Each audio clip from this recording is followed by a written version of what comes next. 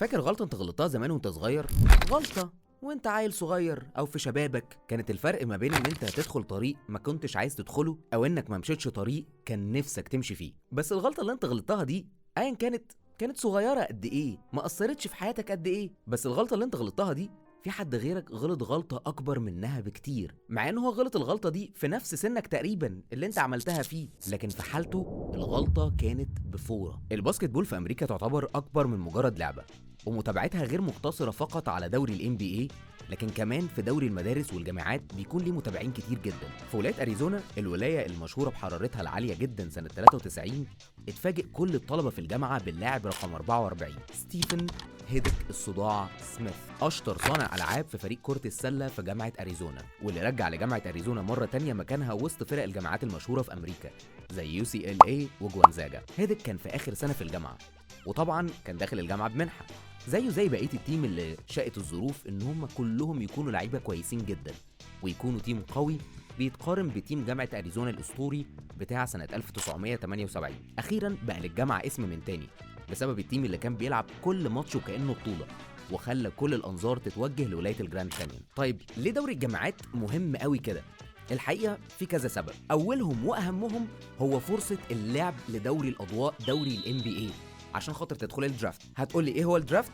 هقول لك يا سيدي، بس هي قصه كبيره شويه انت محتاج تعرف منها ان احسن لعيبه في دوري الجامعات بيترتبوا من تصنيف اول لحد مراكز كتير، وبيكون ليهم فرص اكبر ان هم يدخلوا الام بي اي، وكمان ياخدوا مرتبات كويسه جدا حتى في عقودهم كروكيز. اصل تخيل كده، شباب صغير اغلبهم من الشباب الافارقه الامريكان والحاله معاهم قحط، الرياضه بتعتبر هي المنفذ الوحيد ليهم انهم يعيشوا عيشه مرتاحه. يعني كفايه اقول لك ان واحد زي ستيفن كاري بياخد في السنه 55 مليون دولار، ومتوسط دخل لاعب السله في امريكا بيتراوح ما بين 10 لحد 12 مليون دولار.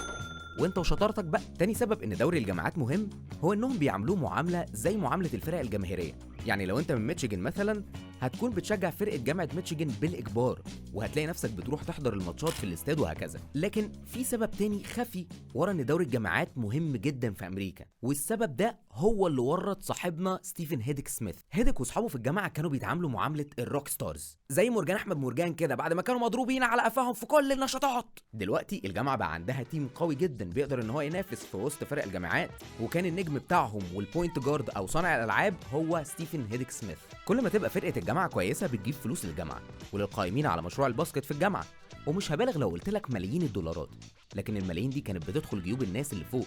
اللعيبه كلهم غلابه، واغلبهم اصلا جاي الجامعه بمنحه الباسكت اصلا، واجدع واحد فيهم بياخد حوالي 130 دولار في الشهر. الشباب دي كان بيجي عليها وقت مش بتلاقي تاكل حرفيا، وغيرهم بطنهم مليانه بالكاشات، ولسخريه القدر الكاشات دي جايه بسبب الشباب الجعانه دي. في السنه الاخيره لستيفن هيدك سميث، واللي خلاص بعدها هيكون فرصته كبيره جدا ان هو يلعب في الام بي اي وتبدا حياته بقى تزهزه، وهتحصل في السنه دي حاجه هتغير حياته كلها للابد. فاكر السبب الخفي اللي انا ما قلتلكش عليه اللي كان بسببه دوري الجامعات مهم؟ ما تفتكرش ان انا نسيت، لا، السبب ده هو المقامرات، الرهان، البيتنج. هيدك كان عنده داء، والداء ده هو داء المراهنات، زي الشباب اللي بتلعب 1 اكس بيت كده.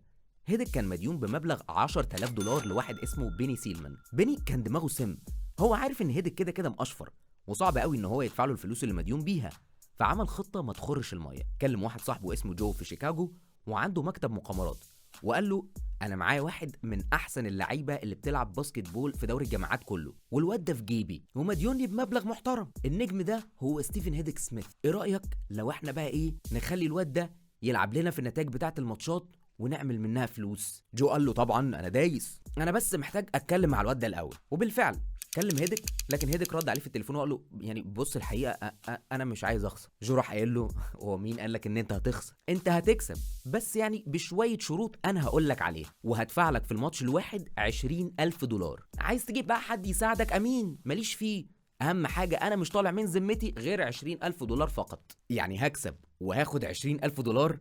طب ما ده فل قوي، عسل قوي، خلاص قشطه انا موافق. وبالفعل وافق هيدك على الخطه، واتفق مع جو على ماتشين بس يسدد ديونه ويأمن بقية السنة بشوية فلوس حلوة. هيدك قال لك اللي ياكل لوحده يزور، واتنين يظبطوا النتيجة أحسن من واحد.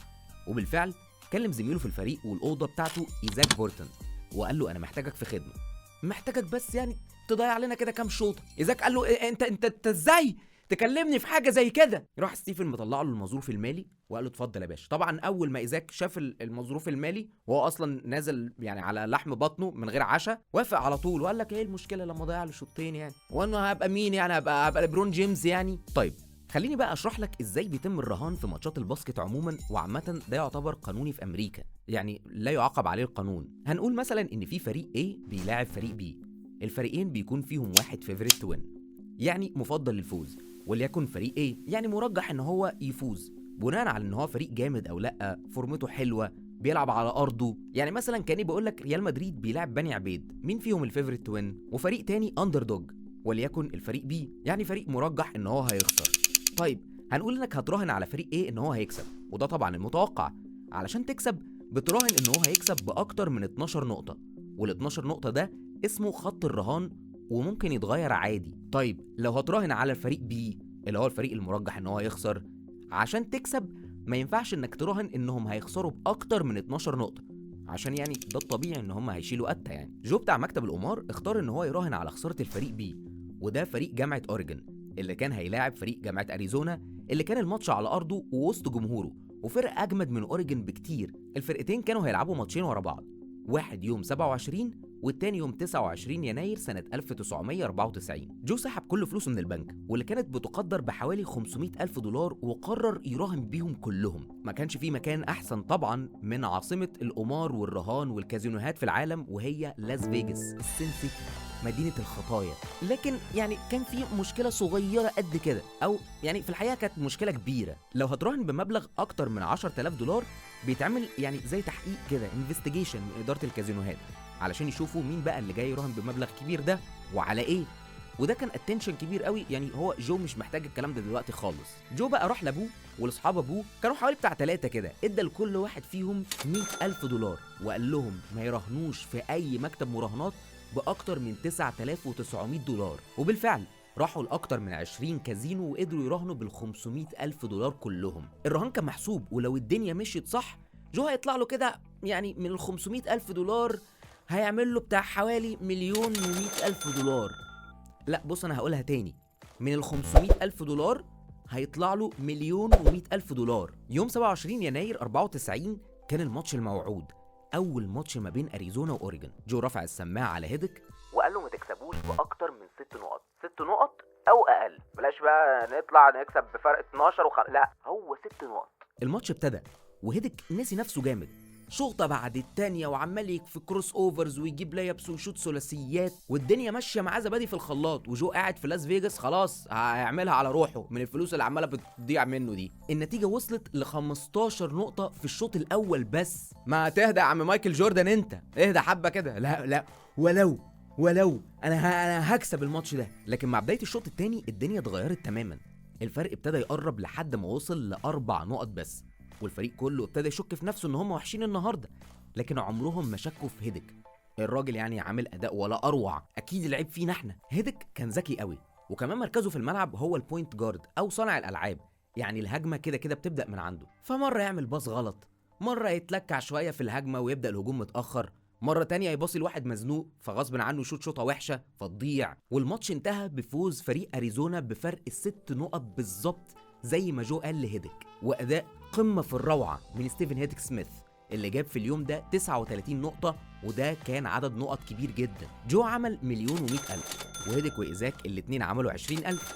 ال20,000 دول كانوا بالنسبة لطلاب مقشفرين في الجامعة مبلغ وقدره. جو لقى ان العملية حلوة، وكل اللي كان بيدور في خياله ازاي يخلي 1,100,000 دول يبقوا 2 مليون، والبحر يحب الزيادة ولا ايه؟ حظ جو ان الماتش التاني كان يوم 29 يناير، اكتر يوم امريكا بتراهن فيه، وهو نهائي السوبر بول، وفيجاس كلها متروسة فلوس.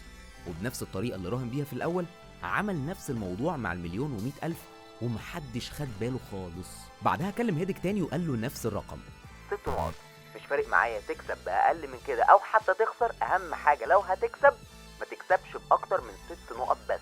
الماتش التاني ابتدى وفريق جامعة أريزونا زانق أوريجون في الحيط وهاتك يا دعك، وصاحبنا هيدك ما جابش ولا نقطة، لكن زمايله اللي حواليه كانوا شاكين في نفسهم الماتش الأولاني، بالماتش بقى التاني كانوا اون فاير، والشوط الاول لوحده خلص بفرق 18 نقطة لصالح جامعة اريزونا. طب وجو اللي مراهن بمليون ده، الشوط التاني ابتدى وهيدك وهو بيلعب رجله اتلوت واتصاب وخرج عشان خاطر يتعالج، وجو الناحية التانية قاعد عمال بيلطم وطلب طقم حفاضات عشان خاطر الموضوع خلاص ما قدرش يسيطر عليه يعني. لكن بيتفاجئ ان هيدك بيرجع تاني الملعب، وبمساعدة زميله ايزاك الماتش برضه بيخلص بنفس النتيجة، فوز فريق جامعة أريزونا بفرق 6 نقط بس. جو عمل من المليون 2 مليون ونص، وهيدك وإيزاك خدوا الاتنين 20,000 دولار. طبعا الشباب بعد ما قبضت بقى وخلاص سددت ديونها نسيت نفسها خالص، يعني نزلوا المول اشتروا لهم كام هدمة حلوة على كام شوز اير جوردنز، واللي راح يعزم صحابه، واللي خد صاحبته خرجها، واللي روق على العربيه بتاعته بقى ركب لها فاميه وجنوط وكاسيت.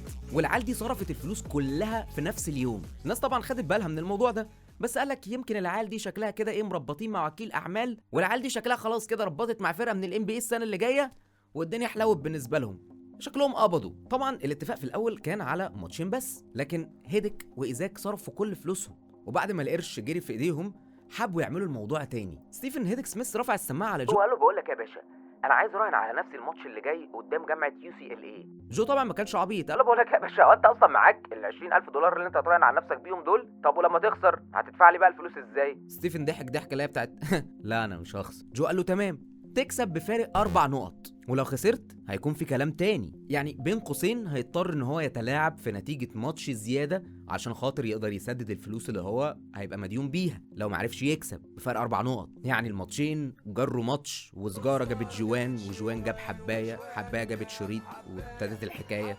فاهمين يعني؟ الرهان كان مختلف قدام جامعة UCLA اللي يعتبروا واحد من افضل فرق الجامعات في امريكا، فرقة مخرجة اساطير زي كريم عبد الجبار، ريجي ميلر، راسل ويستبروك وغيرهم. الرهان كان ان جامعة UCLA مفضلين للفوز بفرق 4 نقط، ده معناه ان اريزونا تخسر بفرق 4 نقط او اقل، او تكسب، ده معناه ان الرهان كسبان. ابتدى الماتش وهيدك كان عامل اداء جامد جدا لدرجة ان النتيجة فضلت تعادل وفضلت قريبة من بعضها لحد الاخر، لكن بيتفاجئ جامعة اريزونا ان جامعة UCLA بتجيب 6 نقط ورا بعض في اخر الماتش، وخلاص الوقت بيخلص وما فاضلش فيه غير 3 ثواني بس. والعرف هنا يعني في الباسكت بول بيقول ان خلاص يعني اصل 3 ثواني مش تقدر تجيب فيهم 6 نقط، فيعني خلاص بتضيع الوقت وبتمشي الدنيا وخلاص بتتراضى يعني. لكن بالنسبه لهيدك هو في حاجه تانية في دماغه، هو محتاج يجيب نقطتين حتى على الاقل. الرهان الفلوس بيخسر، هيضطر يعمل ماتش تاني. خد هيدك الكوره باقصى سرعه وراح عشان خاطر يشوط ثلاثيه، وهو بيشوطها جت بره. هيدك طبعا بيتضايق جدا وبيتعصب جدا ان هو ما جابش البوينت، والناس كلها بصله مستغربه اللي هو انت متضايق ليه يا ابني، يعني هنخسر فرق 6 زي فرق 4، لكن هم ما يعرفوش هو هيدك اصلا عامل ايه، ده عامل مصيبه هناك. الماتش اللي بعده كان خط الرهان على 6 برضه، اريزونا وهيدك يكسبوا لكن مش باكتر من 6 نقط، وبرضه جو راهن على الفريق اللي بيلاعب اريزونا ان هو هيخسر بفارق اقل من 6 نقط، وراهن ب2 مليون ونص دولار. لكن اريزونا وهيدك الماتش ده اتمسح بكرامتهم الارض وخسروا، مع انهم كانوا هم مفضلين للفوز، وده معناه ان خط الرهان مش بيبقى ليه اي معنى، او بمعنى اخر يعني جو بيفوز برضه، وال2 مليون دولار ونص بيبقوا 5 مليون دولار، وهيدك وايزاك بياخدوا فلوسهم طبعا. هيدك قعد مع نفسه كده وقال بقول لك ايه، يالا خلاص ما سيزون بيخلص، ما طالما كده بقى يبقى نعمل شويه فلوس، واحنا كده كده اي ماتش هنكسبه او هنخسره مش هيأثر على مركزنا في السباق بتاع دوري الجامعات، فيبقى نعمله شويه جرشينات يعني يأمنوا مستقبلنا. بيني بتاع شيكاغو اتصل بجو وقال له ان هو في مشكله كبيره، ان في تاجر مخدرات كبير قوي في شيكاغو عارف موضوع المراهنات اللي بتحصل وعايز لا مؤاخذه يعني يشارك في الموضوع. جو قال له لا طبعا، ورفض رفض شديد. بعد كده فكر مع نفسه ان هو يعني كده كده الراجل ده هيعمل الرهان بيه او من غيره، ولو هو عمله غلط هيتمسكوا، وبرضه يعني ال5 مليون عارف ايه الاحلى منهم؟ 10 مليون، صح ولا ايه؟ الماتش الجاي لاريزونا كان مع جامعة واشنطن، وكان خط الرهان 12 لصالح اريزونا، وكالعادة بيراهن جو على الفريق الخسران اللي هو واشنطن. لكن بعد ما بيسافر لفيجاس عشان خاطر يحط الرهان بيتفاجئ جو بان الراجل اللي بياخد منه فلوس الرهان اللي هو كان 9900 دولار بيقول له ان في واحد بنفس مواصفات تاجر المخدرات اللي كان بيني قال له عليه جه وراهن على جامعة واشنطن برضه ان هم يخسروا بنفس النتيجة وبمبلغ 270 ألف دولار. ده غير ان كان في شباب صغيره يعني برضه جت رهنت نفس الرهان. جو في الوقت ده عرف ان هو خلاص سره اتكشف، زي ما كان جو متعود ان هو يكلم هيدك قبل الماتش يقول له عدد البوينتس اللي هو محتاجها فرق. جو فضل يغير الرقم اكتر من 4 مرات على مدار اليوم، وما قدرش يراهن غير بمبلغ 3 مليون بس من ال5 مليون. خط الرهان بيتحرك طبيعي قبل الماتش، لكن يعني شويه طالع شويه نازل. يوم ماتش بقى واشنطن وجامعه اريزونا، خط الرهان اتحرك 44 مره، وده اللي خلى السلطات في لاس فيجاس يعني تريز اي براوز، ترفع عينيها كده. قال لك لا كده في حاجه شمال بتحصل هنا. راحوا طبعا باعتين للسلطات في ولايه اريزونا، قالوا لهم خلي بالكم يا جماعه، حطوا عينيكم على الماتش ده عشان خاطر في حاجه شمال بتحصل هنا، الماتش ده مش تمام. جو كلم هيدك مره اخيره وقال له 3 نقط، اكسب بفرق 3 نقط او اخسر براحتك.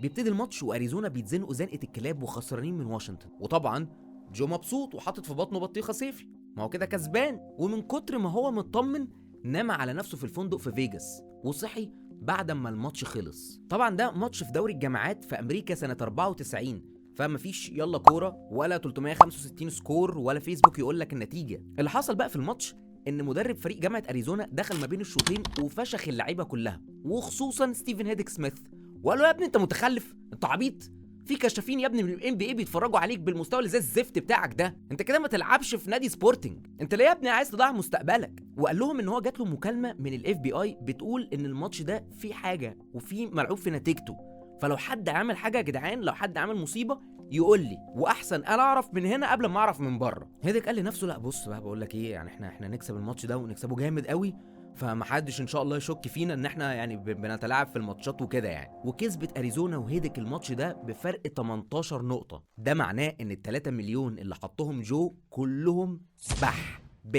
بلح خسرهم كلهم. طبعا بسبب الهبل اللي حصل في ماتش اريزونا واشنطن، الصحافه ابتدت تكتب عن الموضوع، وان المراهنات اللي حصلت على الماتش ده غير اعتياديه وكتيره وبمبالغ مهوله. هيدك بعد ما الموسم خلص رجع تاني بقى على دالاس مسقط راسه، وحتى ما خلصش بقى محاضراته ولا حتى نجح، لكن حصل على الرياضي الافضل في الجامعه وبقى الهداف التاريخي لفريق جامعه اريزونا. وخلاص فاضل على الحلو تك، فاضل سنه ويدخل الدرافت عشان خاطر يلعب في الام بي اي. لكن هيدك بيتفاجئ ان هو ما بيدخلش الدرافت ومحدش بيختاره. بعدها بكام اسبوع جو بيجيله مكالمه من الاف بي اي مفادها ان هو متورط في جريمه التلاعب بالمباريات اللي اتحددت في الوقت ده بحوالي 8 مليون دولار. طبعا بعد الدعبسه قدروا يوصلوا للتحويلات اللي كانت بتتحول لستيفن هيدك سميث وايزاك، وطبعا زي قطع الدومينو لما واحده بتقع التانية بتقع وراها. ايزاك اتحكم عليه ب3 سنين مراقبه و200 ساعه من العمل و8000 دولار غرامه. جو اتحكم عليه ب15 شهر سجن و3 سنين مراقبه.